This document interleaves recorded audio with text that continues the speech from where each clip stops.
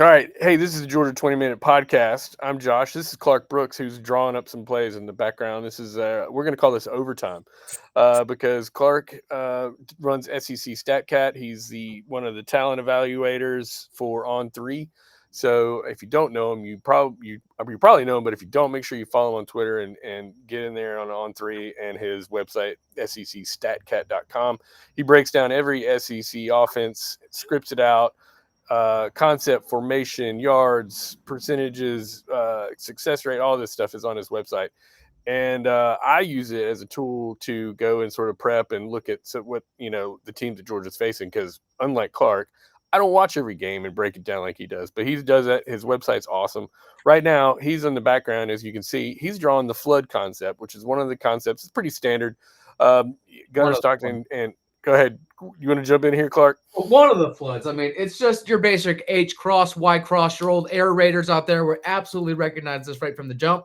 It is one of the foundational looks of Ole Miss's offense, usually under Lane Kiffin, but especially with Trinidad Chambliss back there. It's 10% of their pass or of their entire offense right now. So 1 out of 10 plays is heavily featured. So particularly if you win first and second downs, and they're behind the chains, or even on first down, like you'll see this in every type of situation, with and without play action, power play action, outside zone play action, inside zone play action. So while they window dress in a lot of different ways, sometimes with motions and shifts, this particular 2 to 3 man combo will be all over their script. So it's really, obviously, it's an RPO driven offense usually, but they're doing a lot more straight quarterback runs where he's not the read man. So quarterback counters. Obviously, they'll have some read option stuff involved as well. But with draws and quarterback counters and in between the tackle stuff for Chambliss to try and get him north and south, it really does test any defense's ability to equate numbers in the box. So if you're someone like Georgia, obviously they were one of the front runners running that 2 deep shell, trying to keep everybody in front of them, squeeze, and contain and just, really limit big plays.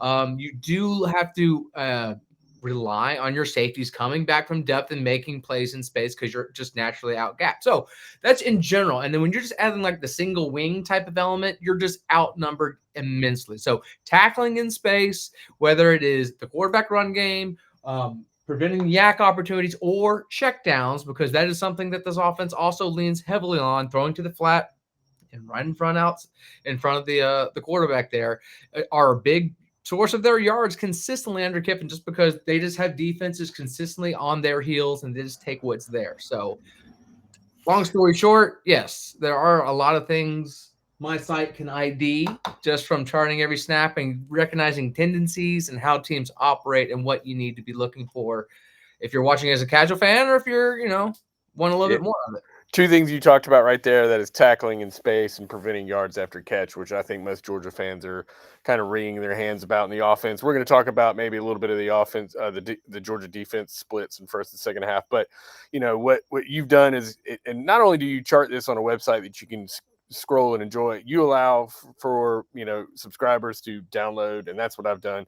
I've downloaded Clark's info, married it with some of the stats that I track on there.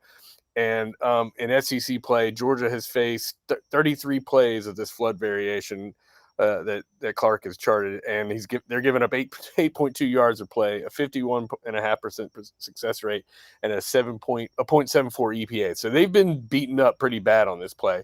Both Alabama and Tennessee ran it with pretty good success against Georgia. Auburn didn't run very many plays on it, but what are you seeing when you watch these plays? Is it because of that 2 deep shell? Is it what defensively they're doing that just that or is a book out and this is a Georgia defense beater kind of play? Well, it's a natural 2 high beater. It can be considered a man beater, but part of the problem is, and this has been Georgia's problem starting ball games, they just don't create enough havoc. They don't get after the quarterback great. And if you're just able to have 2.5 seconds every time, more likely than not, you can go through your progressions and find a winner. So that's one of the major reasons why I think Georgia's just not been the same selves. While in the past, your Carters of the world and all those people who just can completely collapse the pocket and be barriers in front of quarterbacks, and then you have immensely talented edges finishing the job where you're only able to send 4 and get after the quarterback under 2 seconds, it makes a whole world of difference. I mean, just think of like the Auburn game, I think it was 2022, opening drive, a third down, I think Auburn called like mesh or something, and within a second, not only did he have nowhere to go with the ball, he went through all 3 of his reads. He was about to be tackled by 3 different Georgia defenders to start the ball game. I mean, just think about how that used to not only fuel this team. I mean, come on, you get a quick 3 and out of at home, everyone's rocking, and the offense can then use that to propel itself as opposed to just these milquetoast starts where you're constantly playing from behind and you have to start fast or else you're going to be in a big trouble. So that has been a consistent thing with stats too. So looking at just SEC games in the first half, while Georgia might be the best preventing big plays, they are bottom 5 in success rate and they are bottom 3 in generating havoc. So that kind of speaks for itself. They're just not creating enough adversity, enough obstruction, enough constant harassment for the passers they played. They just can't do it. I mean, obviously, if you're playing against offense that run a lot of RPOs and screens, they get rid of it. Yeah, that can dilute the numbers some, but still to be where they are with where the expectations for a Kirby Smart defense are, yeah, it's definitely disappointing, and it's a reason why these basic pass concepts can just shred them to pieces. Have you seen these adjustments that do you see these as halftime adjustments that the defensive staff is making at Georgia, or do you think Kirby has said that they're minor tweaks and mostly it's execution? Can you speak to maybe that a little bit, or is it just say it's the same plays, they're just getting to the quarterback a little different, and that can upset the whole offense that they're facing? No, it's the whole thing. Like if they just make one little like I think it's more what Kirby said, because as I say with playing like that out gap style, if you're able just to shift something just a little bit based on how they're blocking something, and you're able to take up a double team and free up a linebacker to make a play in space, as opposed to just not knowing how to recognize it in the first half, yeah, it's an all world of difference. I've also seen a take out there. It is paralysis by analysis. Like they're just so overloaded with the prep from the staff. Like they give them so much information, so many keys. They just freeze out there. So it remains to be seen. I don't know. I'm not there every day. I'm an outsider just like everyone else in this instance, but statistically, it does look like it is a little bit more of a minor scheme shift, execution, and still playing their ball, limiting big plays that will always keep you in ball games in the SEC.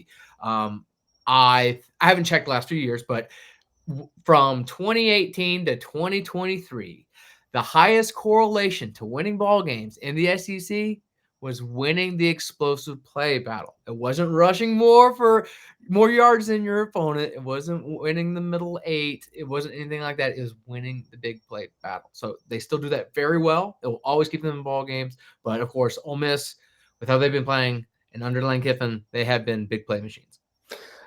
Pivoting to that, let's see. I have using I pulled your rush concepts that Ole Miss runs, Mm-hmm. and I'm going to describe them as possibly leaky on inside runs. They've faced 22 inside zone reads, 8.2 Mm-hmm. yards a play, 63% success rate allowed, and a .713 EPA.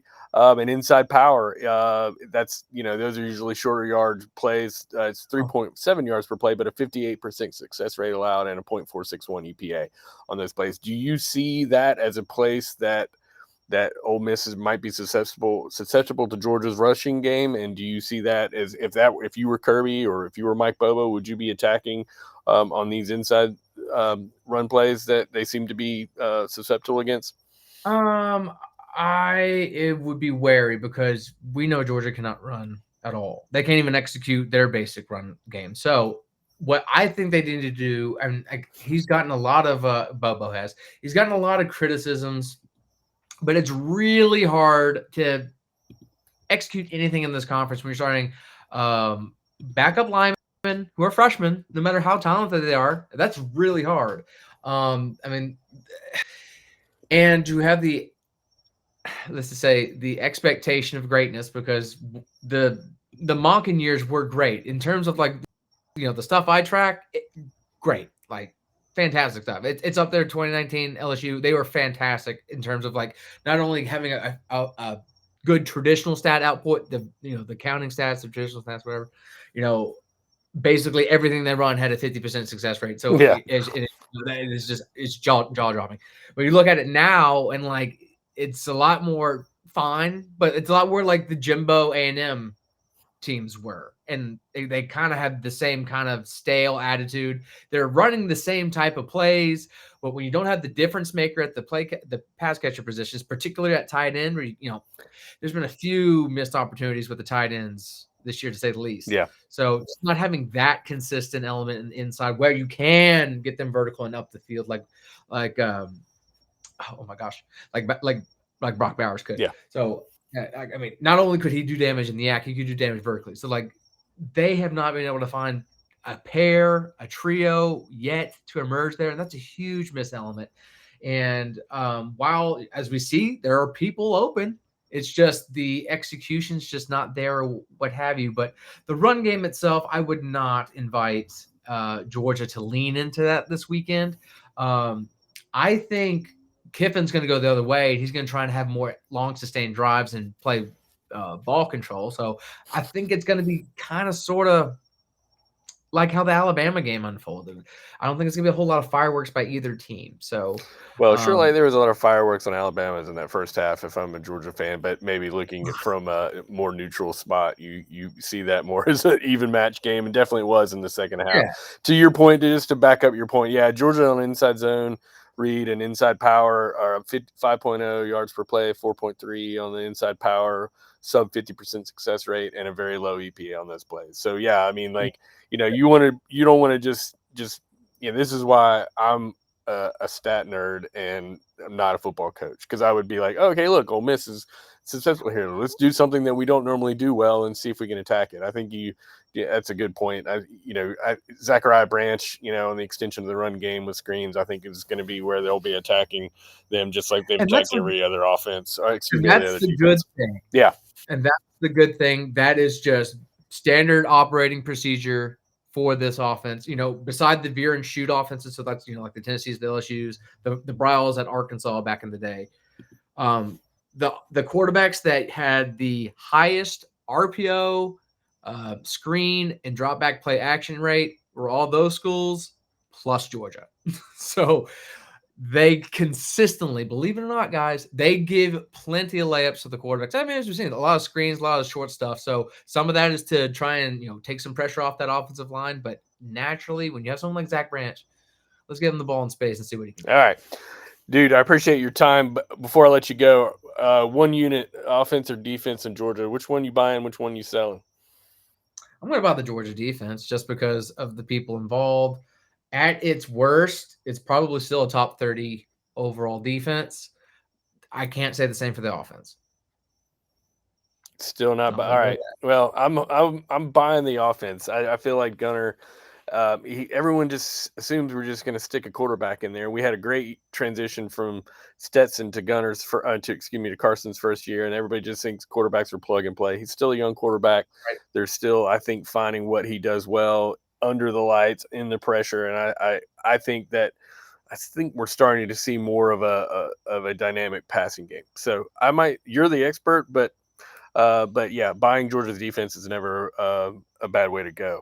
So I like that. I would love to see us, be a defense on the rise. But to your point, if these tight ends start catching the ball and there's going to be some more consistent downfield Williams, I mean, that's why you got Noah Thomas, right? To be a contested downfield pass catcher. Yeah. Why don't we try and get him involved a little bit more in that? Like, even if it's like a basic 9-8-9 concept, just let him do his thing. If Noodle Arm Connor Wegman was able to get him to be productive, I think Gunnar Stockton should be able to. So, all right, there's potential there on that offense, but yeah, I don't know. I don't know. I'd rather go with that defense right now. Well, he is Clark Brooks. He's at Clark Brooks on Twitter now. His website is SEC StatCat. He's at On3 doing a bunch of national stuff covering players and explosive players and most dynamic. And is there anything else you want to tell my fans about that you want people to know? Yeah. If you just want to check out how to become a more informed football fan, be sure to follow and all that stuff. I know you basically said it all, but I'm also in charge of our On3 impact rankings, which is a weekly thing where I rank like the top 800, yes, 800 players in the country, top 75 at the top major positions. So, no specialists. I don't deal with kickers or punters or long snappers. But that's updated weekly, and then in the off season, I'll be in charge of our transfer portal rankings. So if you're a portal guy who's thinking about, or a player who's starting about entering the portal, let me know. There you Maybe I go. can give you a better grade or something like that. I love it, Clark. Thank you for what you're doing. Thank you for spending a little time tonight and breaking this down for me. No problem.